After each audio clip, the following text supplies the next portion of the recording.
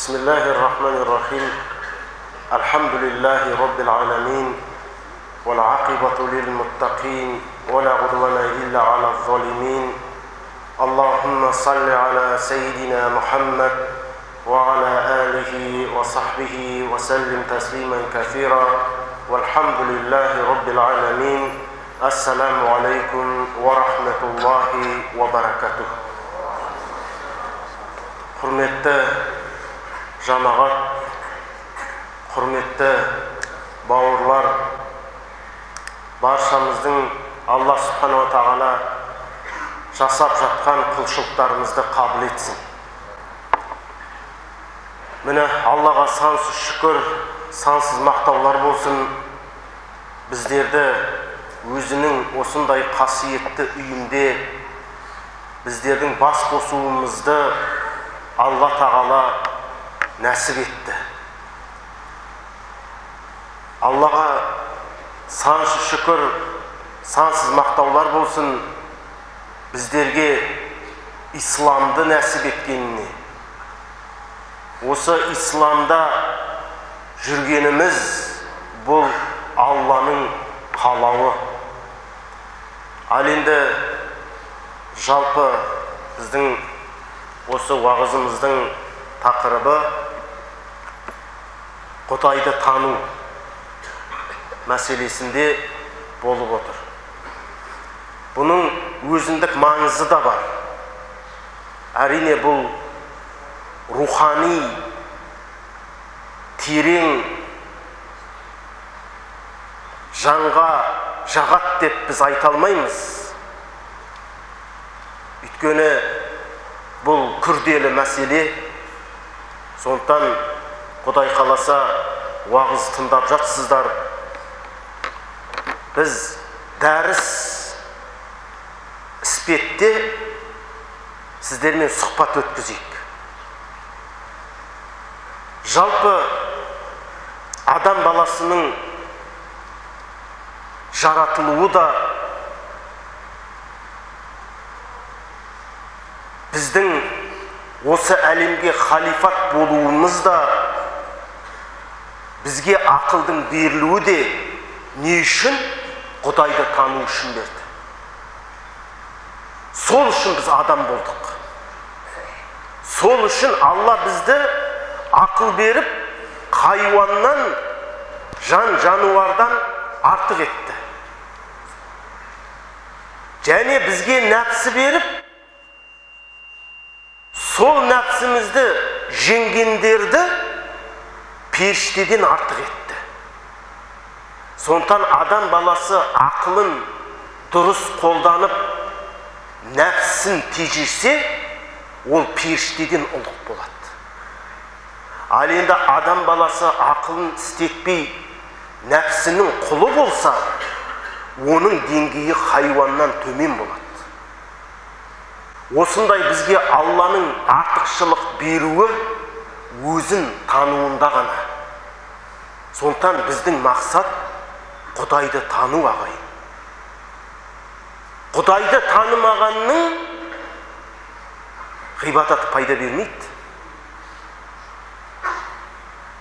Иконаның алдына табынып, Исаны Құдай деп тұрған христиандардан сұрасаң, Құдайға табынып жатырмыз дейді.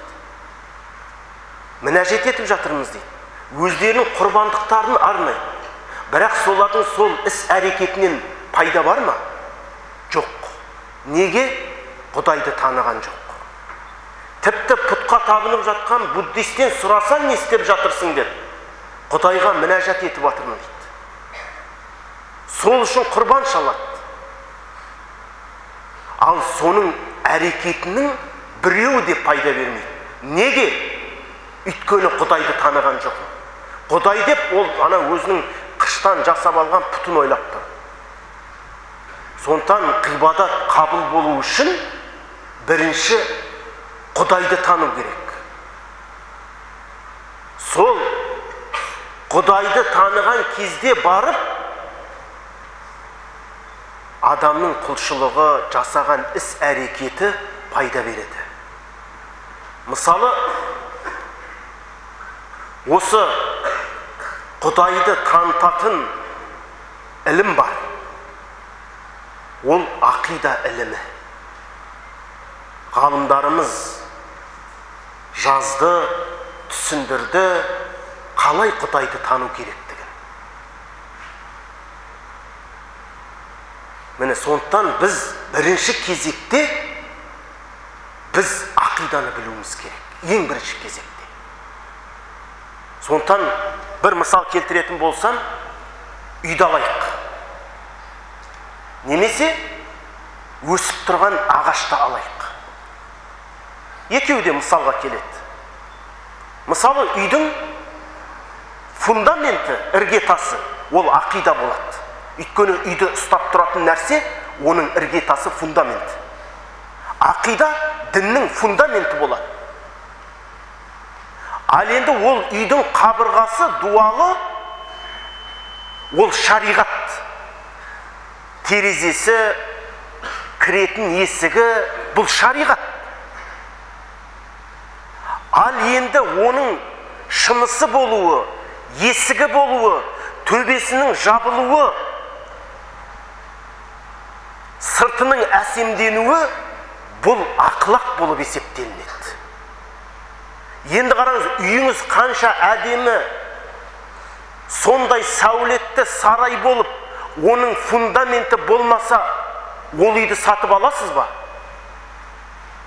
Мысалы, жақсылап жердің үстіне біреу 4 дуалдан қабырға тұрғызып, төбесін жауып, сыртын әрлеп, айтса, мына үйді сатам десе, оны ешқайсымыз алмаймыз. Неге? Өйткені ол үйдің фундаменті жоқ. Сондықтан да ақидасыз тұрған шариғат, дін, ол жаңағы фундаментсіз тұрған үй секілді. Кез келген уақытта құлайды, кез келген уақытта су шаяды оны. Сондықтан пайғамбарымыз саллаллаху алейхи уассалам шариғат, ислам түскен кезде бірден шариғаттан бастаған жоқ. Намаз оқыңдар, ораза ұстаңдар, зекет беріңдер, қажылық жасаңдар, жоқ. Бірінші көп Құдайға сыйынатын қауымға түскендіктен оларға Құдайдың жалғыздығын дәлелдеумен болды. Құдай көп емес, ол біреу ғана деген сенімді олардың санасына жеткізу болды. Сол санасына жетіп, мұсылмандар Меккеде Мәдинаға көшкен кезде барып, орныққан кезде барып, оларға ақырын шариғат түсе бастады. Көрдіңіздер ме? Сондықтан біз дін өзі негізі 3 тараудан тұрады. Ақида, шариғат, ақлақ. Ал енді қараңыздар, осы ең негізі ірге тас болып саналатын ол ақида. Бірінші жақсылап тұрып үй салмас бұрын оның фундаментін құю керек. Сол кезде сен үй салдың деп айта аласың. Одан кейін барып оның дуалын тұрғызасың. Шариғат керек, намаз керек, ораза керек, зекет керек, қажылық керек. Кейін барып оның төбесін жабасың, есік терезесін салып әрлейсің оны. Ал енді бүгінгі таңда мынау мұсылманның ақуалына қарап отырсаң, біреулер жүр. Не дейді? Фундамент жоқ. Үйдің дуалы жоқ. Төбесін жауып терезе салам дейді. Айналайын, сен үйдің төбесін жауып, оған есік терезе салу үшін бірінші үйдің қабырғасы мен оның фундаменті керек қой. Жоқ дейді. Мен крыша жабам дейді үйдің. Крышаны жабу үшін сен дуалың қайда? Дуалың тұру үшін сенің фундаментің қайда? Көрдіңіздер ме? Ал енді біреулер жүр, фундамент жоқ, стена тұрғызамын дейді. Бұның бәрі бекер. Немесе біреулер жаңағы шариғатын, көркем мінез ақылағын әлсіз, негізсіз бір анау ағаштан фундамент жасап алған сияқты да. Жоқ, оның өзі цементін қосасың, оның мықты болуының арматурасын, темірін саласың, әбден мықтылайсың. Ал енді құр сазға фундамент бола ма құрсаздан? А сол құрсаздан фундамент жасап, шариғат орындап жүргендер бар да. Көрдіңіздер ме? Сондықтан бірінші кезекте біз ақиданы шегелеп тастау керек. Ақида дегеніміз ол Құдайды тану, пайғамбарды тану, ақыретті танудан тұрады. Ал енді фундамент болмай, діннің негізі ақида болмай, шариғат болмайды. Осыны жақсы білу керек. Өйткені сахабаларымыздың алғаш ислам келген кезде ең бірінші адамдардың сенімін туралады Құдайға деген. Кейін барып шариғат келді. Мысал, сен қазір Құдайды танымайтын адамға барып айтшы, бауырым, зекет бер деші. Бере ма ол? Нағып жүрсің, намаз оқы десең, оқи ма? Оқымайды ол. Ол зекетін де бермейді. Зекет айтсын, ол садақасын да бермейді. Неге бермейді?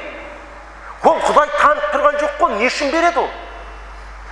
Жындысың ба дейді, мен неге берем дейді да? Өз маңдай теріммен таптым дейді. Ал енді сізге айтсақ, намаз оқы десек, сіз оқисыз. Неге? Өйткені Құдайдың әмірі деп білесіз. Сондықтан біз адамдарға алдымен Құдайды таныту керек, жақсылап тұр. Мысалы, кейбір мұсылмандар кеп тұрады намазханда. Ой, бір ағам бар еді, әкем бар еді, болмаса басқа біреу бар еді, досым бар еді, намазға кеп жүрген, намазын тастап кетті дейді. Неге? Тастап кетеді ол. Құдайды танымағаннан кейін ол тастап кетеді намазды. Ол оразаны ұстап тастап кетеді. Ал бізді намазда ұстап тұрған, оразада ұстап тұрған нәрсені Құдайды танығандығымыз. Өйткені біз оған Құдайды танытпай, ойбай жүр намазға кел, ораза ұстасаң денсаулығың күшті болады, намазға келсең саудаң жүреді, ой бизнесмен болып кетесің жаңа. Алып келесің, ол намаз оқиды, қараса пайда түсіп атқан жоқ, саудасы жүрмей қалады. Керісінше қоғамнан тіл табыспай, айтады, қой мынадай намаз маған керегі жоқ. Неге? Өйткені ол Құдайды таныған жоқ. Ол ойлады, намаз оқысам саудам жүріп кетеді деп ойлайды адамдардың көбісі. Жоқ. Сіз ойламаңыз, мен намазға келсем, Құдай бізге жәрдем беру керек деп. Міне бұл ақиданы танымағандық. Ақиданы білмегендік, Құдайды танымағандық. Тіпті кейбір адам келеді, егер ислам хақ болса, жаңағы хақ ислам болған болса дейді. Неге мұсылмандар қазір бейнет көріп атыр, кәпірлердің езгісіне түсіп атыр дейді. Көрдіңіздер ме? Ақиданы бұл білмегендік. Ақидада Құдайға еш нәрсе міндет болмайды. Ол мұғтазилиттер айтады. Егер сен құлшылық істесең, Алла міндетті дейді, мен жәннатқа кіргізуге дейді. Мұғтазилиттердің ұстанымын асасаң, мен жаңа өзенге келіп уағыз айттым, сол үшін Алла мені жәннатқа кіргізу керек та, оған міндет дейді Құдайға. Ол бізде міндет емес. Біз қойт миллиард жыл намаз оқы, Құдай саған міндет емес. Осыны естен шығармау керек. Маған десе миллиард жыл зекет бер. Құдай міндет емес сені күнәңді кешіріп жәннатқа кіргізуге. Міне сондықтан ақиданы білген кезде, Құдайды адам таныған кезде, оның Құдайға деген үміті арта түседі. Ол өзінің амалына сенбейді. Неге? Мысалы қарасаңыз, көбіміз білеміз, алғаш намазға келген кезде сондай бір намазды қорқыныш болады бізде. Ұйықтап қалу былай тұрсын, намаз уақыты болмай тұрып аласың. Ал кейін 1 жыл өтеді, 2 жыл өтеді, 3 жыл өтеді. Жаңа намазға ұйықтап қаласың, тұрмай қаласың, шаршап келдің, кішкене жантайып алайын деп жантайып жатып уақытын өткізіп аласың деген нәрселер көбейеді. Неге көбейіп жатыр? Неге біз алғаш намазға келгендей таң намазына атып тұрмаймыз? Анау алдын ала дәретіп, қазір мен асырға баруым, жанталасып жүгіріп келесің. Ана 5 уақыт намазды мешітте оқымасаң, бір өзіңді сондай бір әлсіз, күнәһар сезінесің. Ал 1 жыл намаз, 2 жыл намаз өткен кезде сен 5-ге де асықпайсың, асырға да асықпайсың, жамағат оқ білесің, 1:30-да қамат түсіп фарыздың оқылатындығын. Бірақ 45-те келе бересің, жеке тұрып оқи саласың. Бұрын ол сенде жоқ еді. Кейін сол пайда болды. Неге? Бұл ақиданы білмеушілік. Өйткені ол не істейді? Алғаш намазға тұрған кезде біздің сүйенетін намазымызда, оразамызда жоқ. Сондықтан біз қатты қорқамыз. Қой, жасап қалайын, істеп қалайын дейсің да. Ал енді 1 жыл өткеннен кейін, 2 жыл өткеннен сенің артында 2 жылғы намаз бар ғой. 2 жылғы ораза бар. Жасаған бір көмек берген садақаларың бар, зекетің бар. Мен енді бірдеңе жасадым ғой деген сияқты. Сен Құдайға емес, анау амалыңа сене бастайсың. Амалына сене бастаған кезде адам жалқаулана бастайды. Намаз оқымай жүргендер де бар ғой. Оның қасында мен жақсымын. Өйткені сен ойлап жүрсің. Мен намаз оқыватым, ораза ұставатым, Құдай қабыл қылып жатыр, мені кіргізбегенде кімді кіргізеді? Бұл адасу. Сондықтан Ибн Атаилла Ас-Сакандари деген кісі, о кісі өзінің бір хикамында айтады. Адамның дейді, өзінің амалына сеніп қалғандығының, өзінің жасаған құлшылығына сүйенетіндігінің белгісі дейді, басына қиыншылық түскен кезде Құдайға жалбарынуын азайтып қояды дейді. Намаз оқып жүреді, ораза ұстап жүреді, бәлен жыл болған, 3-4 рет қажылыққа барып тастаған, 10 шақты рет умрасын жасап тастаған, мешітін салып тастаған, зекетін жыл сайын береді. Сөйтіп оның басына бір қайғы қасірет түскен кезде, ол іле Құдайға жалбарынғанның орнына дереу жәрдем сұрап, ол кешіктіреді дейді. Неге? Как будто Құдай оған өзі келу керек. Неге? Ол олайлық. Өйткені ол ана жасаған ісіне сеніп тұрды. Құдайға емес. Сондықтан біз намазға, оразаға емес, біз Құдайға сенуіміз керек. Бізді намаз кешірмейді, Құдай кешеді. Бізді намаз жаннатқа кіргізбейді, Құдай кіргізеді. Бәни Исраил қауымында бір адам өткен дейді, 500 жыл құлшылық етіп дейді. Сол жан тапсырып ақыретке барып дейді, Құдай тағала айтыпты, Алла айтыпты, мен періштеге, мен бұны кештім, жәннатыма кіргізіңдер деп айтады дейді. Сонда періштелер пәленше, сені Раббың кешті, жүр жәннатқа кіріңіздер. Жоқ, мен 500 жыл Құдайға құлшылық еттім, мен өзімнің амалыммен кірем деп айтады. Сөйтіп періштелер айтыпты, я Раб, сенің пенден құлың амалыммен кірем деп жатыр дейді. Сонда Алла тағала айтады дейді, мен кештім, рахметіме алдым, жәннатыма кірсін деп. Солай 3 кезектен кейін не істейді? Жоқ, мен амалыммен кірем деп айтады дейді. Сонда періштелер Раббы айтыпты, онда оның 500 жылғы ғибадатын таразының бір жағына менің берген көп нығметтерімнің бірі, мына көздің көруін таразының бір жағына қойыңдар, ол менің мыңдаған нығметімнің бірін қайтар алдым екен, білейік деген екен. Сөйтіп әлгінің 500 жылғы ғибадатын бір жағына, көздің көруін бір жағына қойса, ғибадаты басалмаған екен. Сонда бұл менің бір нығметімді қайтармаған екен, бұны тозаққа лақтырыңдар деген екен. Сонда әлгі пенде айтты дейді, я Раб, мені рахметің ал деп айтты дейді. Сондықтан да пайғамбарымыз саллаллаху алейхи уассалам адамзаттың асылы не деді? Сендердің еш біреулерің амалдарыңмен, яғни оқыған намаз, берген зекет, садақаларың, салған мешіт, ұстаған оразаларыңмен жаннатқа кірмейсіңдер. Сізде ме, я Расулалла деді. Алланың елшісі, сіздің де амалыңызбен кірмейсіз бе деген кезде? Жоқ деді. Илля мен рахима Раб. Кімге Алла рахметсе сол кіреді деді. Ал енді біздің жасаған ораза, зекет, қажылықтарымыз қайда? Ол жәннаттағы біздің дәрежелеріміз Алла нәсіп етті. Біз қарилардың деңгейіне көтеріле алмаймыз. Оқы көтеріле бер дейді, ол кетеді, болды. Ал біздер бір пара болмаса, жарты пара болмаса, 2 сүре, тіпті біреуміздікі транскрипция, кириллицамен оқып жүрміз. Көрдіңіздер ме? Сондықтан да Құдай кімді рахмет етеді, ол жәннатқа кіреді. Қарамайды Құдай сенің амалыңа. Өйткені міндетті емес Құдай бізге. Сен ойлап қалма, мен 10 жыл намаз оқыған, 1 жыл намаз оқыған адам жәннатте нақ менен бұрын кіріп бара жатыр деп. Жоқ, Алла кімге рахмет.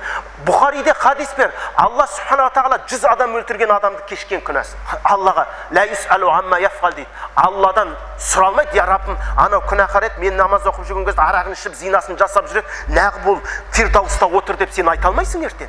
Ертең жәннатқа кіріп, Алла нәсіп етсін баршамызға. Я Раббым, жаңа өзенде бұл кісі мен жамағатым еді, қалай жоғары шығып кеткен, айта алмайсың сен.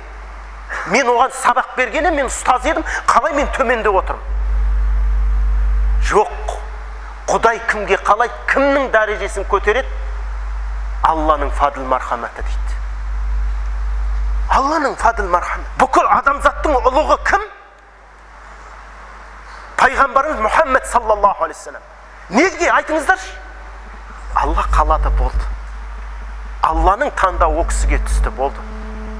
Соңғы пайғамбар бүкіл адамзаттың асылы. Сондықтан біз бірінші кезекте ақиданы білу керек. Біз намаз оқып, ораза ұстай бастасақ, как будто саған Құдай уже міндет сияқты көріне бастайды. Көрдіңіздер ме? Шайтан лағнет. Ол бір сәтке, біз бір сәтке ғибадатсыз қалуымыз мүмкін. Бір сәтке Құдайды еске алмай қалуымыз мүмкін. Бірақ лағнет, шайтан бізді бір сәтке доли секунд тастамайды. Біз бір сәттер Құдайды еске алмай қалуымыз мүмкін. Бірақ шайтан бізді ұмытпайды екен. Сондан имам Ғазали айтады, шайтан дейді, бірінші ең үлкен күнәні жасатуға, күпірлікке шығаруға үндейді екен. Ол адамның күпірлікке кетпейтінін білген болса, үлкен күнәға итермелейді екен. Әйтеуір жолын табу керек қоғам. Сөйтіп әлгі адамның үлкен күнәға түспейтініне көз жетсе, тастап кетпейді дейді. Не істейді? Кіші күнәларға итермелейді дейді. Онда тұрған ештеңе жоқ қой. Бүйтесіз сай. Жалғыз сен емес қой үйтіп жүрген деген сықылды. Егер оған кіші күнәні да жасауға күші жетпесе, адамды итермелеуге, жаңағы макрухтерге итермелейді екен. Ой, темекі макрух қой, харам, ол Құранда айтылмаған. Тарт, сен шахуатпен қарап жатқан жоқсың ғой, бір қарай сал. Өтіп бара жатқаннан кейін қарай салдың ғой деген сықылды. Көрдіңіздер ме?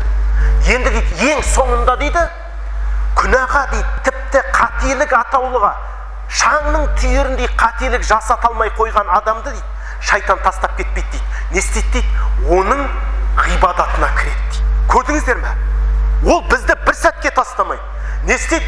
Ғибадатына кіреді дейді. Сен бар жамағаттың арасында. Мысалы, сен түнде тұрып тахаджуд оқисың. Сені ертең жұмысың бар, су салқын деген сияқты, сені тұрғызбауға әрекет ет. Бірақ сен болмай тұрып тахаджудты оқып алсаң, енді қараңыздар, шайтан не істейді дейді. Енді сол тахаджудты оқытпайын деп еді, оқып қойды. Енді сол тахаджудтың болмаса жасаған жақсылығыңның сауабы тұрда. Енді сол сауаптың саған жазылмауына әрекет етеді екен оңбаған. Сен тұрдың, көмбедің, дәретті алдың, суды қойдың, жуындың да тахаджудыңды оқып алдың. Машалла. Енді сол тахаджудтың сауабы бар да саған берілетін. Енді ол қарап қалмайды, сол сауаптың жетпеуін әрекет етеді екен. Сөйтіп не істейді? Әлгі адам келеді, жамағатқа келді, жігіттер, тахаджуд оқып жүрміз бе деп қояды да. Енді ол тахаджуд оқыды ғой. Мен тахаджуд оқыдым бүгін деп айта алмайды ол. Сөйтіп намек тастайды. Жігіттер тахаджудқа тұрып жүрсіңдер ме, байқаңдар деп қояды да. Ол біліп тұрған жоқ, шайтан одан сауабын қағып тұрғанын тахаджудын. Көрдіңіздер ме? Ол бір сәтке анық тоқтамайды ол. Ана бейшара тұрды, әрекет қылды, оқыды, қиналды, уақыты кетті. Бейшара сауаптан құр қалды да. Неге? Ол айтып қойды олсын. Шайтан кез келген бір нәрсені істесең дейді, істетпеуге тырысады дейді. Зекет бер, садақа бер. Енді соны бердің ба дейді, соның сауабынан қағады екен ғой адам. Осы мешітке келіп жүрсіңдер бәрің, осы зекет сап жүрсіңдер ме, ең болмағанда бір 1000 теңге деп қояды да, енді ол өзі істеді ғой соны. Енді ана шайтан азғырады, айт, басқасы да білсін. Ол біліп тұрған жоқ, шайтан оны сауаптан қағып тұрғандығы. Міне біз солай оған жем болады екенбіз. Сондықтан адам бірінші кезекте анау салпылдап шариғатты орындай бермей, ақиданы біліп алу керек бірінші. Құдайды танып алу керек алдымен. Біз ойлап қалмайық. Қалай біз амалымызға сен? Мысалы айтшы, кім айтты? Тұрып айтыңызшы, мен Құдай үшін намаз оқып жатырмын деп айтыңызшы. Құдай қаламаса намаз оқыр ма біз? Жоқ. Құдай қаламаса ораза ұстар ма едік? Жоқ. А онда сен ертең Құдай қалайсың, я Раббым, мен сен үшін ораза ұстаған едім. Жоқ, Құдай өзі бізге ұстатып отыр. Сондықтан, құрметті бауырлар, алдымен біз Құдайды тану керек. Сондықтан ақида ғалымдарының тұжырымдамасында пендеге ең бірінші уәжіп болған нәрсе мағрифатуллахи, Алланы тану дейді. Бірінші Алланы тану керек. Ал енді біз Құдайды қалай танимыз? Жақсы. Құдай тану керек екендігін білдік. Ол діннің негізі екендігін білдік.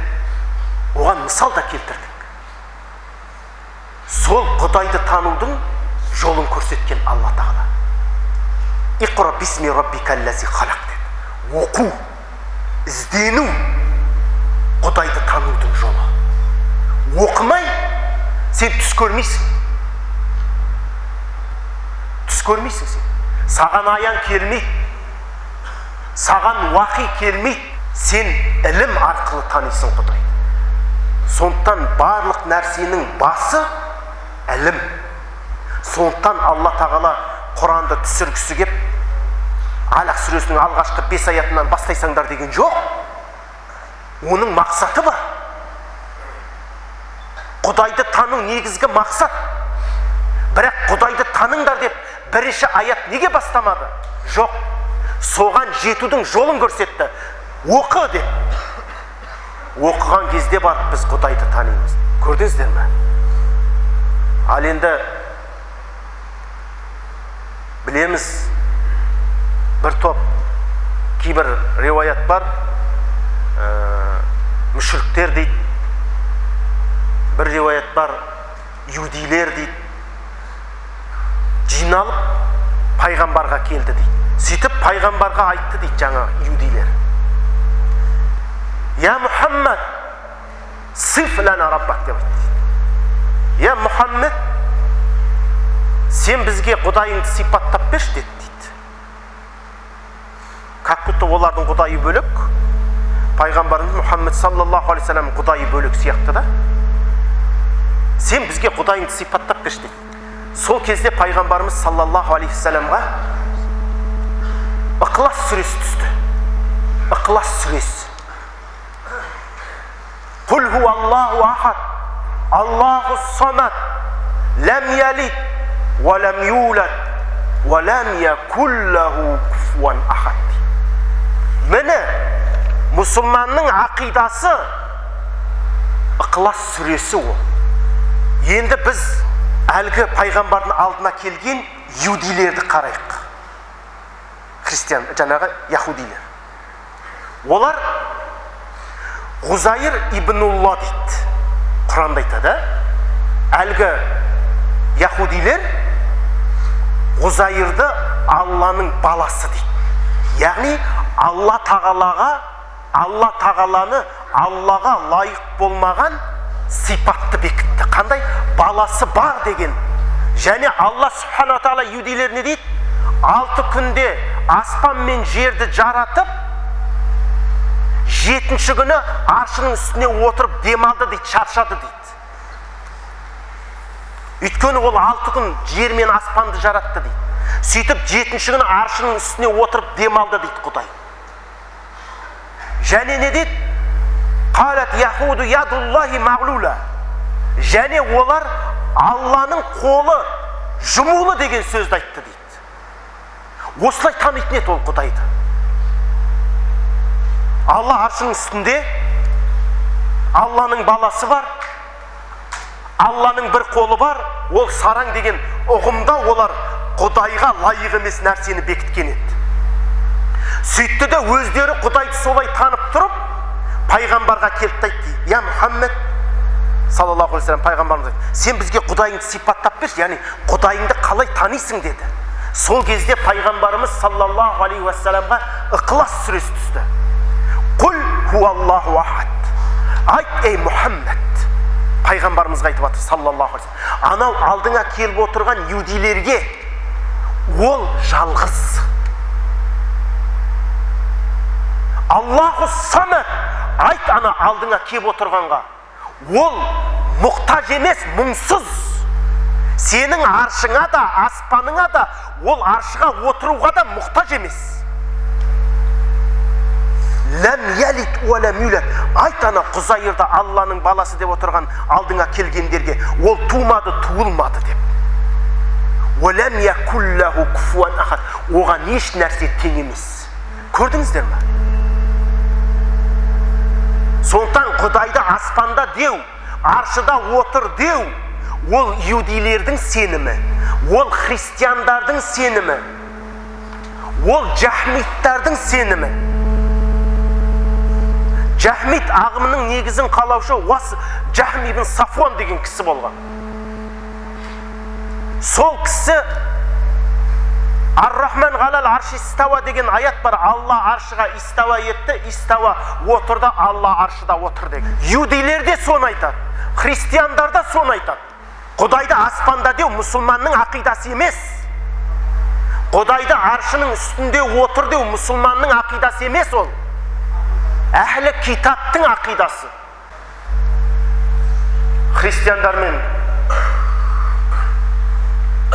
таласып жүрген бір ағамыз сол христиандардың бір мықты біреуімен жолығыпты. Сөйтіп айтады дейді, жаңа христиан, сендер Мұхаммед дінді бізден алған, сендер біздің бір тармағымызсыңдар деп айтады дейді. Қалай бол деп айттым дейді. Сендер амин деп айтасыңдар ғой деп айттым. Бізде христиандар да бар ғой деп айтады. Ал енді бірінші ислам келді ме, бірінші христиан діні келді ме? Христиан діні келді. Значит, сендер бізден алып тұрсыңдар. Субханалла, біз амин деп айтпаймыз, біз іштен айтамыз. Десе айтады дейді. Меккенің бүкілі сырттан айтады ғой, сен қайда барасың деп айтады. Бұл бір дәлелім деген. Екінші дәлелім деген, сендер Құдайды аршының үстінде тронда отыр деп айтасыңдар. Жоқ, біз олай деп айтпаймыз десе, сен қайда барасың? Меккенің бәрі Құдайды аспанда дейді ғой деп айтады. Сөз жерде сынып қалдым дейді. Ол Құдайды аспанда деу мұсылманның ақидасы емес. Құдайды аспанда деу маңызды бірінші негіз болғанда ең бірінші пайғамбарымыз сахабаларға құйып тастайтын еді. Дұрыс па? Құйып тастайтын еді. Құдай аспанда деген аятты тауып беріңіздер. Мысалы қараңыздар. Құл хуаллаху ахад. Айт, ол Алла жалғыз. Ва хуа самиғул басир. Ол көреді, естиді деген аяттар бар да. Инна Аллаха аля кулли шайин қадир. Ол барлық нәрсеге құдіреті жетеді деген аят бар. Инна Аллаха аля кулли шайин алим. Ол барлық нәрсені біледі деген аят бар. Ал бірақ айт, ол Алла аспанда. Ол аспанда деген аят жоқ. Сол Құдайды аспанда деп жүрген бауырларымызды алып кеп сұрашы, сен Құдайды аспанда деп атсың ғой, осы Құдай аспанда деген аят тауып берші, айт, ол жалғыз деген сықылды. Ал енді ұғымы, тікелей ұғымы, тілдік түсінігі аспанда деген ұғымды білдіретін аяттар бар. Ал тікелей Құдай аспанда деген аят жоқ. Аминтум мән фис сама. Аспандағыға иман келтірмедіңдер ме? Аспандағының сендерге тас жабудырып жіберуінен қауіпсізсіңдер ме деген, аманда бола аласыңдар ма деген сөзді алады да, көрдің ба аспандағыдан деп жатыр дейді да. Ол жерде Құдай айтып жатыр ма, мен аспандамын деп. Көрдіңіздер ме? Сондықтан тікелей құл хуаллаху ахад лайса каммислихи шай деген сияқты тікелей ұғымда Құдай аспанда деген аят жоқ. Ал Құдайдың аспанда деген ұғымды білдіретін аяттарды олар негізге алады. Мысалы, фиссама илахун уа фил арди илахун деген аят бар. Жаңылыспасам Зухруф сүресінде келеді. Аспанда Құдай, жерде Құдай дейді. Аятты аударсаң осындай сөз шығады. Енді біреу кеп бізге айтса, Аспанда да бір Құдай, жерде де бір Құдай бар екен десе, астағфиралла, субханалла, Құранда жазылған десе қабылдайсың ба? Жоқ, оның мағынасы бар. Оның мағынасы бар. Аспан мен жердің Құдайы деген. Сондықтан ол Құранды тікелей переводын оқып алып, хадисті ол Құранда келген демеу керек. Құранда келген демеу керек. Құран, пайғамбардың хадисі ол ашық, таза араб тілінде түскен. Сондықтан ол араб тілінің шеңберінде түсінілетін нәрсе. Сен анау қазақша түсінбейсің оны.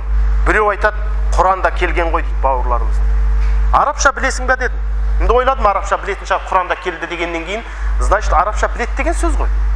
Жоқ дейді. А сен онда қалай Құранда келді деп тұрсың? Сол жерде жазылып тұр ғой дейді да. Қайда жазылып тұр? Алла тағала аршыға орнықты деген аят бар ғой дейді да. Сен орнықты деген сөз тауып берші дедім. Сөйтсем айтады. Сөйтсем ол әлгі маған Елмер Кулиевтің переводында жазылып тұрған переводты оқып тұр екен ғой. Елмер Кулиевта жазылып тұр ғой дейді. Құранда жазылып, қандай Құранда жазылып тұр? Елмер Кулиевтің. Енді түсінікті болды. Сен Құранда келген деп айтпа. Сен Елмер Кулиевтің переводында келген деп айт. Утвердился, вознесся деген. Орнықты бекіді. Құранда келген деп айтпа. Елмер Кулиев перевод жасаған екен Құранға. Сол кісінің переводында осындай аятқа осындай деген сөз беріліп тұр деп айту керек. Өйткені ол перевод Құран ба? Құран емес ол. Құран араб тілінде түскен. Сондықтан намазда біз басқа тілде Құран оқи алмаймыз. Мысал, қазір бір намаз оқып, намазды қазақша оқуға бола ма? Фатиха сүресін. Жоқ, намаз болмайды. Өйткені араб тілінде.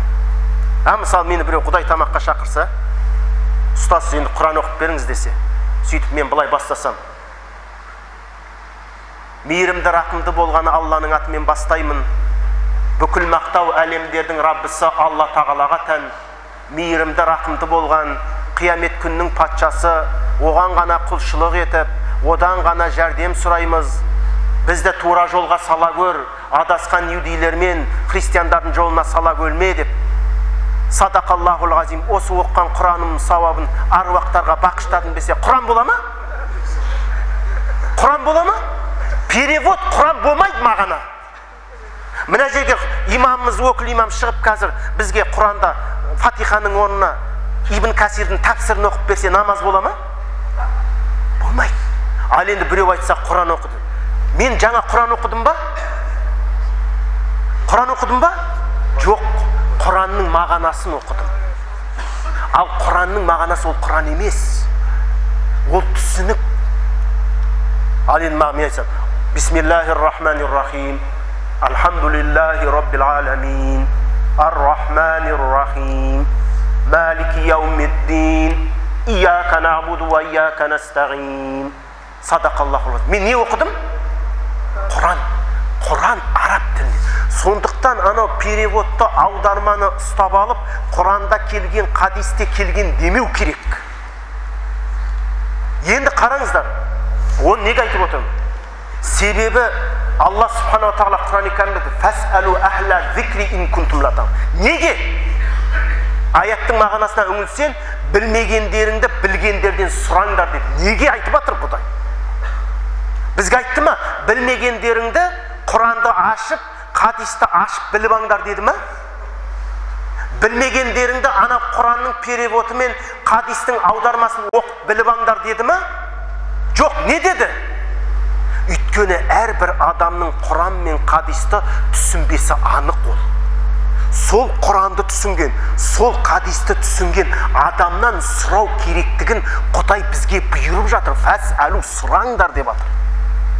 Құранды ашып оқымаңдар деп атқан жоқ бізге. Сұраңдар деп атыр. Кімнен?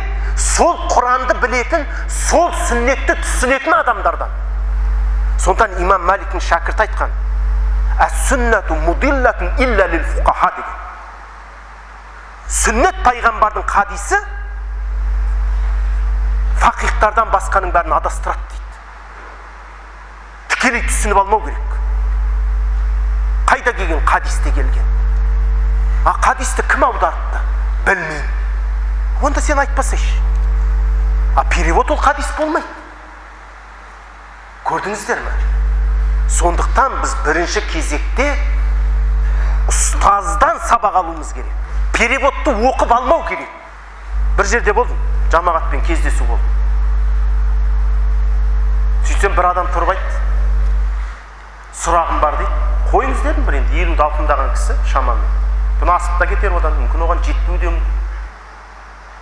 Мен қазақша Құран 200 мәрте, 270 мәрте қатым қылдым дейді да, Құранды дейді. Қазақшасын. Сіз Құранды қатым қылдым деп айтпаңыз. Сіз қазақшасын қатым қылғанды. Мағанасы.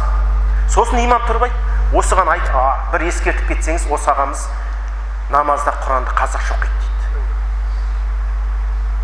Енді ойлаңыздаршы, бір кітапты 270 мәрте оқу үшін сабырлық керек, әрекет керек. Алла сауаптан жазсын дедім да. Бірақ сол 270 уақыт кеткен уақытқа мұғалім сәниді оқып, мешіттен ұстаздан сабақ алып, Құранның арабшасына түсіп алсаң қандай керемет. Сондықтан ілімге ұмтылуымыз керек біз Құдайды тану үшін. Өйткені Алла тағала бізге айтты, сендер оқыңдар деді. Құдайды тану үшін. Бұлай үйінде жатып, агород сап жүріп, Құдайды тани алмайсыңыз. Көрдіңіз бе? Сондықтан біз Құранның аудармасын, болмаса переводын алып ал, түсінік мағынасын. Ойбай Құранда келген демеу керек. Құран білу үшін 14, 13, 15 ілімді игеру керек дейді. Біреу 12 ілімді білу керек, біреу 13 ілімді білу керек дейді. Оның біреу де жоқ бізде. Сондықтан және пайғамбарымыз саллаллаху алейхи салам не деді? Әл-ғулама варасатул әмбия деді. Ғалымдар пайғамбардың мирас қоры деді. Яғни пайғамбарымыз Мұхаммед саллаллаху алейхи вассаламнан кейін пайғамбар келе ме? Келмейді. Ал қияметке дейін шариғатты кім түсіндіреді? Ғалымдар түсіндіреді. Біз сол ғалымдардың сөзіне, фәтуаларына көрсеткен жолымен жүруіміз керек. Және пайғамбарымыз саллаллаху алейхи вассалам не деді бір хадисінде? Қияметтің бір белгісі ілімнің жоғалуы дейді. Кіші белгілерінің бірі ілімнің жоғалуы дейді. Енді осыған түсініктеме берейік. Неге? Мынау Құран кітабы сахабалардың кезінде көп болды ма, қазір көп па? Қазір көп. Сахаба табиғиндардың кезінде фиқ кітабы көп болды ма, қазір көп па? Хадис жинақтары болды ма, Сахихи Бухари сияқты? Онда қалай біз ілім жоғалады деп айтамыз? Разве сахаба табиғиндардың кезінен бізде Құранға деген, хадиске деген достық көп болса? Демек, ол кітап тұрған кітап. Ол еңбектер ілім емес. Ол мәлімет. Мәлімет. Ол кез келген шығыстанушыдан сұрасаң, исламыңды жіліктеп береді саған, жіліктеп береді. Датасымен қосып. Ал бірақ қажет не оған? Иман келтірмегеннен кейін. Құр мәлімет ол. Ілім деген пайғамбар нұр деген. Сондықтан пайғамбарымыз өзінің хадисінде Алла тағала ілімді адамдарға бергеннен кейін дейді, оны бұлай алып қоймайды дейді. Солардың халықтың ішіндегі ғалымдарды алумен алады дейді. Сондықтан дінді түсіндіретін адамның болуы керек. Көрдіңіздер ме? Анау Муътазилиттердің дәуірлеп тұрған кезі Аббасид халифаты қолдау білдіріп, жаңағы бір дәуірлеп тұрған кезі болған ғой.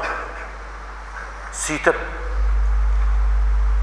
қайша әхлі сүнна қақ жолдың имамдары бейнет көрді, қиыншылық көрді.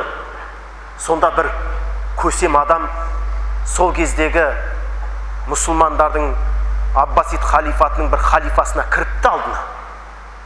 Өтініш жасау үшін. Сөйтіп кіріп жылапты. Он халифа таң қалды, нағып жылап отырсың дегенде. Сөйтіп айтады дейді, Құран өлетін болды ғой деп айтады дейді. Онда патша халифа таң қалады дейді, Құран өлген несі? Енді адамдар Құранды жаратылған мақлуқ деп жатыр ғой, мақлуқ болғаннан кейін өлмей ме деп айтады дейді. Сол сөз халифаның санасына жетіп, сол мәселені тоқтатқан ғой. Бұдан былай бұл мәселеге кіріспеңдер деген. Сол кезден бастап ахлі сүннаның күні оңынан туа бастағанда. Сондықтан әр кезде сынақ болады. Бірақ сол сынақтан алып шығатын ол иман, ол ілім адамды алып шығады. Сондықтан Алла субханала тағала мына мешіттеріңізге ғалым жігітті әкелді ме, содан дәріс алу керек, Құранды үйрену керек, Құранның тәпсірін сұрау керек, хадисті сұрау керек. Оның мағынасы не? Неге біз құлақты қағамыз, ал бауырларымыз иықтың тұсына дейін қағады? Неге? Олар да хадис айтып жатыр ғой. Бізде де хадис бар. Сонда пайғамбарымыз екі түрлі оқыған ба? Біз бет сипау туралы хадис бар деп бетімізді сипаймыз дұғадан кейін. Ал олар онымен сипамайды. Неге олай істейді? Сұрауымыз керек біз. Сонда сен тұшымды жауап аласың. Ілім болмаса адамда, ол не дейді? Ұстағанның қолында, тістегеннің аузында кетеді. Құдайға шүкір оқып келген азаматтар бар, сұрау керек, тыңдау керек. Қалай түсінеміз? Мына басым қатып кетті. Мынаның бір жағын ашып беріңдер деу керек. Сондықтан есті жиып, мына ұстаздарыңыз бар екен оқып келген дәріс алу керек. Ол нығмет ертең сұраласыздар. Анау уағызшы келді десе, келіп мешкеп жалпайып көзіміз бақырайып жапалақ құсап отырып аламыз. Алла разы болсын сіздерге. Ықыластарыңызды көріп отырмыз, ниеттеріңізді көріп отырмыз. Бірақ ілім керек сіздерге. Жоқ дегенде тәжвидпен Құран оқысақ, жоқ дегенде 10 сүрені арабша оқысақ, қандай керемет болар еді.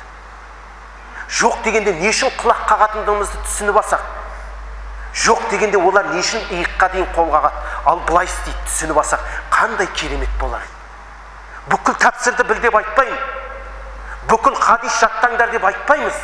Біз сұрамаймыз. Имам сабақ бермейді, имам айтпайды. Сұраш, мына имамды қинаш, қинасаң шығады.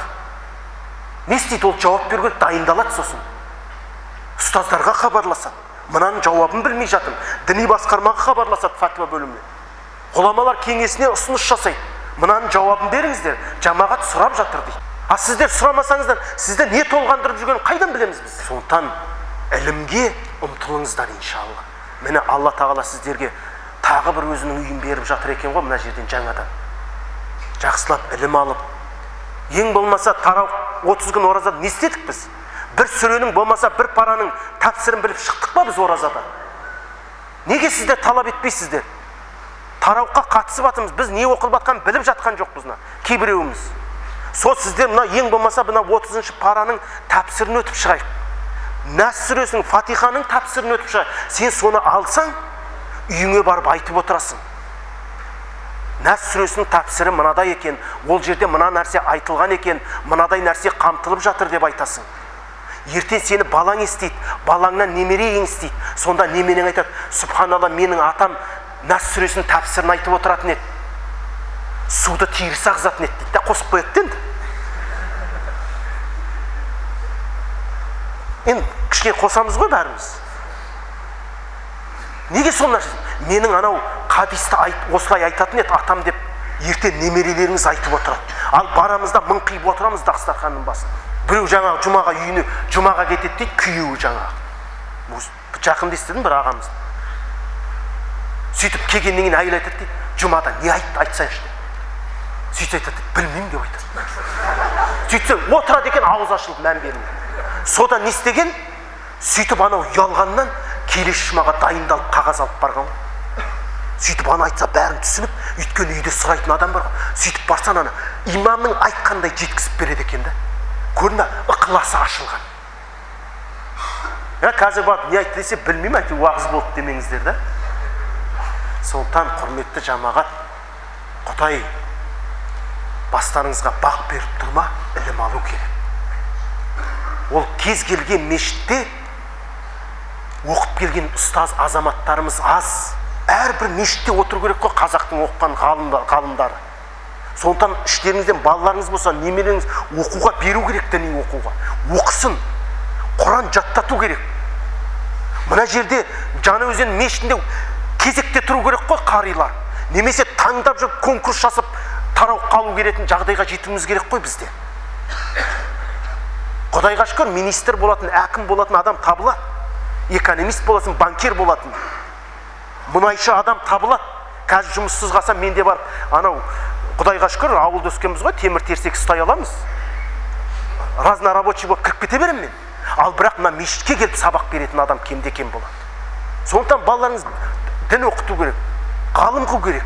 Сондықтан құрметті жамағат, құрметті ағайын, бірінші кезекте ілімге мән беріңіздер. Мешіт ашық тұр ғой. Адам жоқ емес, ұстаздар бар. Дәріс алыңыздар. Құран үйрен. Ертең қиямет күнде ал пендем менің түскен Құранымды оқыш десе, сен кириллицамен оқып тұрсың қата-қата. Құдай тағала айтса, не оқып тұрсың десе, не дейсің сен? Ойбай, мен кириллицамен оққан едім дейсің ба? Жоқ. Өзі қамшының сабындай қазақ айтқандай қысқа ғұмырда Құдайдың кітабын ашып, арабша оқып кетуге не жетсін? Ол бір бақыт. Осы бір қысқа ғұмырымызда ең болмаса бір сүрені тәжуидпен арабша оқысақ, одан үлкен ләззат жоқ. Соған Құдай жеткізсін барсамызды. Субханакаллахумма бихамдик, ва нашхаду ан ла илаха илля ант, ва настағфирука. Алла разы болсын сіздерге иншалла. Міне Алла қуат берсін. Сіздерді көріп қуанып отырмын, осындай үлкен жамағат екенсіздер иншалла. Бір-бірлеріңізге қолғабыс тигізіп, фастабиқул қайрат деген ғой Құранда Алла тағала. Жақсылыққа жарысыңдар. Жарысып оқу керек. Жарысып. Анау қап кеттім мен анадан деп. Біз үзір іздеп тұрамыз. Ол жас қой деп қоямыз. Оның жұмысы жоқ. Сен де әрекет етсей. Оның қолы бос. Жоқ. Сондықтан иншалла жарысып оқысақ, иншалла немерелерімізді оқытамыз, балаларымызды оқытамыз. Алла разы болсын сіздерге.